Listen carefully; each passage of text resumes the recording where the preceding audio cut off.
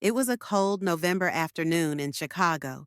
Donald Trump, dressed in a navy jacket and signature blue tie, walked along the busy streets of Michigan Avenue. He was in town for a meeting but decided to take a detour to enjoy the energy of the city. As he passed by a quiet corner near Grant Park, something caught his eye. Sitting hunched against a building was a woman. Her clothes were worn, and her hands trembled as she held a cardboard sign that read, "Veteran in need, please help." Trump paused, ignoring the bustling crowd around him. Her weary expression struck a chord. He approached her cautiously. "Ma'am," he said gently, "what's your name?" Startled, she looked up. "It's Diana," she replied hesitantly. "Diana Collins." Trump knelt beside her, his expression sincere. "You're a veteran?" he asked. "Yes, sir," Diana said, her voice barely audible. "Served in the Navy for 10 years, got injured, and things fell apart after that. I lost everything." Trump nodded, listening intently. Her story of courage and loss was heartbreaking. He couldn't just walk away. "Diana, wait here," he said firmly. Pulling out his phone, he dialed his assistant, Martha. "Martha," Trump said urgently, "find the nearest hotel with availability.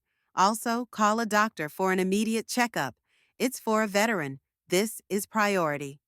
As Martha worked quickly, Trump bought Diana a warm meal from a nearby food truck. Sitting beside her on the cold pavement, he asked about her life, her struggles, and her dreams.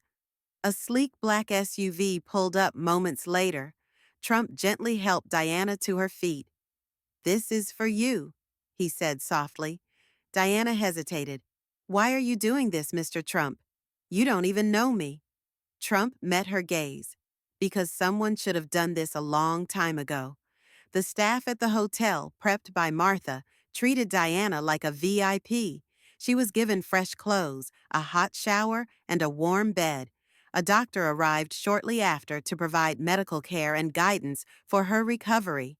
Meanwhile, Martha contacted Hope for Heroes, a nonprofit dedicated to helping homeless veterans reintegrate into society. Within hours, their representative, a compassionate man named Eric, arrived to meet Diana. "Diana," Eric said warmly, "we'll help you find housing, job training, and everything you need to rebuild your life. You're not alone anymore." Diana's eyes filled with tears as she looked at Trump, who stood quietly in the corner. "Thank you," she whispered. "You've changed my life." "You don't need to thank me," Trump replied, his voice kind but firm. "You earned this a long time ago." The next morning, Diana had a new plan for her future. Hope for Heroes arranged temporary housing, and Trump's foundation covered her rent for the first year. He even handed her a check for any immediate needs. As Trump prepared to leave, Diana stopped him. "Mr. Trump," she said with newfound determination, "I'll never forget this. Thank you." Trump smiled. "Just promise me one thing. Pay it forward someday." "Absolutely," Deanna replied. As Trump walked back into the bustling streets, he felt a quiet sense of satisfaction. In a matter of hours, one life had been transformed. For Diana Collins, the future suddenly looked bright.